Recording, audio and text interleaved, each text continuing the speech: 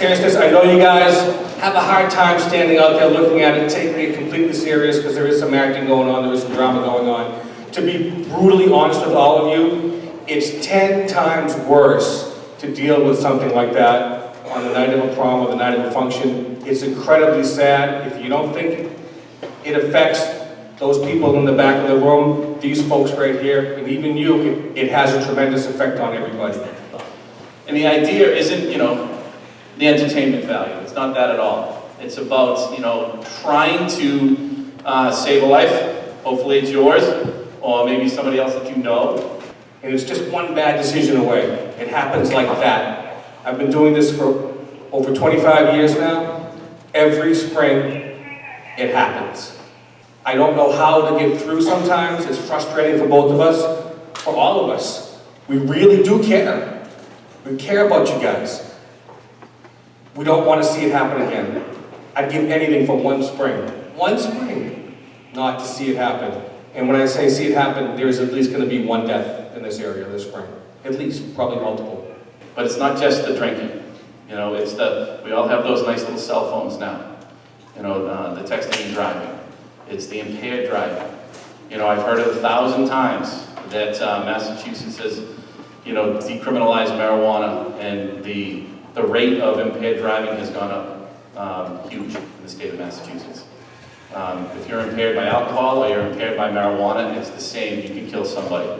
The message we send is be smart.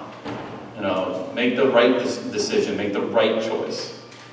We understand that you guys are juniors and seniors and kids want to do, some things. You need to be smart. Living in the district, I hate to say it, but I have been involved with this many, many times over the last more than 25 years. There are, this whole month and next month, there's not many nights that I as an administrator and as one of the firefighters in town, sleep very well, because I'm waiting for that phone call or I'm waiting for my radio to go off in the wee hours of the morning because one of our kids got into a car accident, or they rolled it over, or they're submerged in water because they were going around Turkey Hill too fast and their car went in the water. It's not about scaring you, but there is a scare factor in this. Again, watching 300 of my peers watch me as somebody's pushing down on my chest to prove a point. And to that, and the big point is hopefully it's not you someday. We want to make sure the message is there. We want you to make good decisions. And again, I keep saying that, and you'll hear me say it 100 times more before the year gets out. It just takes a split second.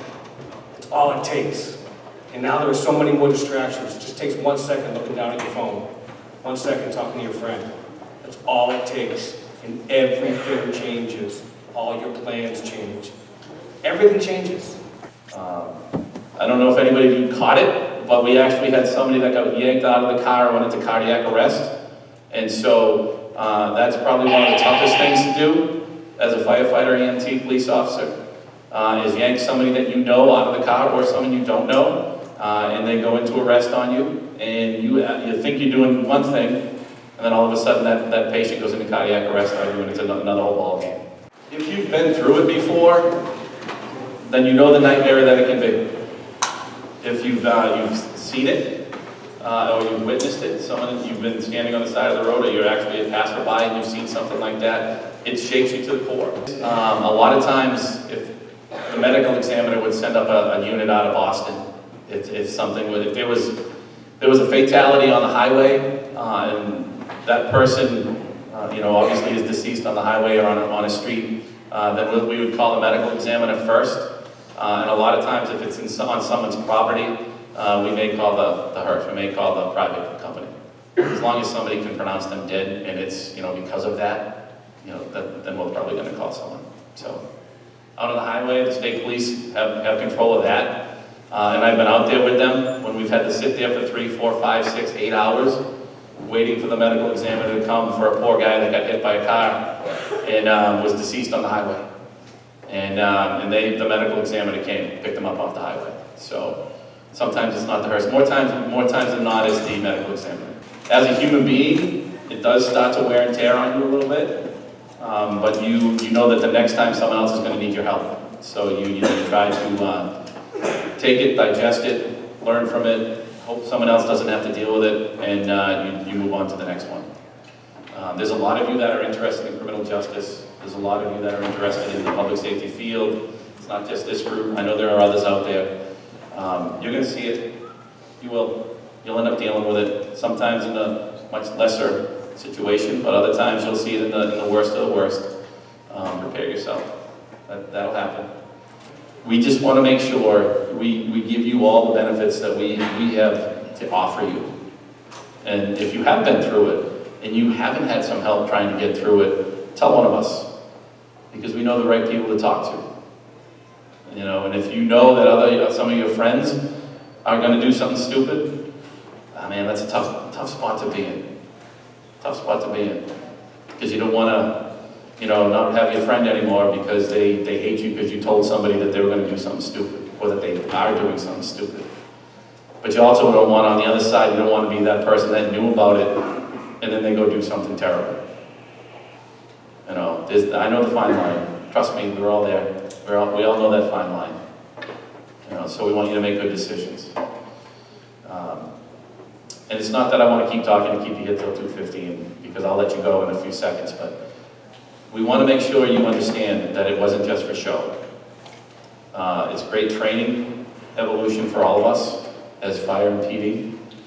But it really is, that message is make that good choice, guys. You know, don't do something stupid. You know, drunk driving, man, oh man. I know that that's going to be out there for you guys to, that question, you're going to drink that beer, you're going to drink that glass of wine, you're not 21 yet. How many times are you going to hear that? Because even people over 21 do the same thing and make bad mistakes.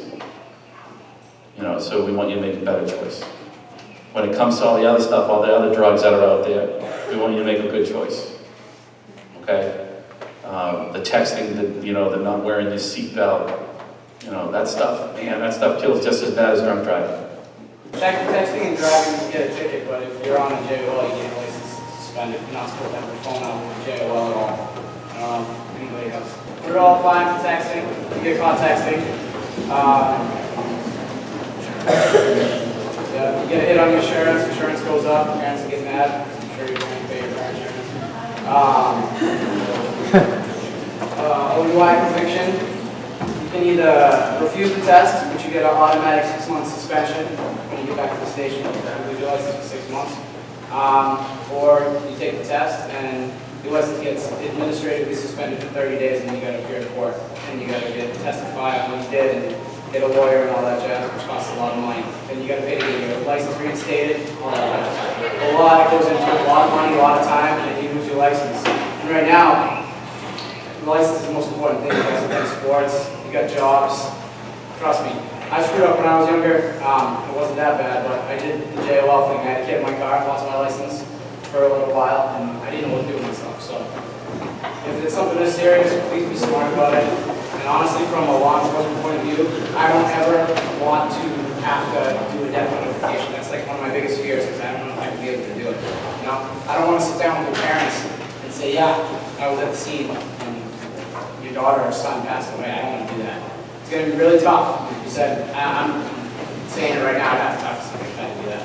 Seeing somebody so young pass away for a stupid mistake, trying to be cool, or not thinking about what they want to do. I'm sure you guys know what Uber is. Get the app, get it on your phone, and if it comes to it, use an Uber, or even call your parents. They're going to still love you, they're going to get mad at you for a little while, but just, if you get a ride, call them, alright? But seriously, a lot of money goes into losing your license, and the biggest thing, you can kill somebody. You don't want to do that. Either a kid, a mother, a father, anybody. Up to 10 years in prison for the first offense for motor vehicle homicide for texting and driving. We're on motor vehicle stops. We can see people with their phones out all the time driving by. And that move over law is made for us to protect us, but we see it all the time. People have their phone, they really don't care. And I've stopped a bunch of people for getting tickets out for it, and they kind of get upset about it. Please keep your phones down, especially if you see the blue lights move over. It's a huge problem. Phones are always out, and they get the brunt of it, the state police. The cars are going so fast, people bring their phone up and they're on a stop. It's going to do a lot of damage. You guys got to keep your phones away. We just want you to be safe. Go home.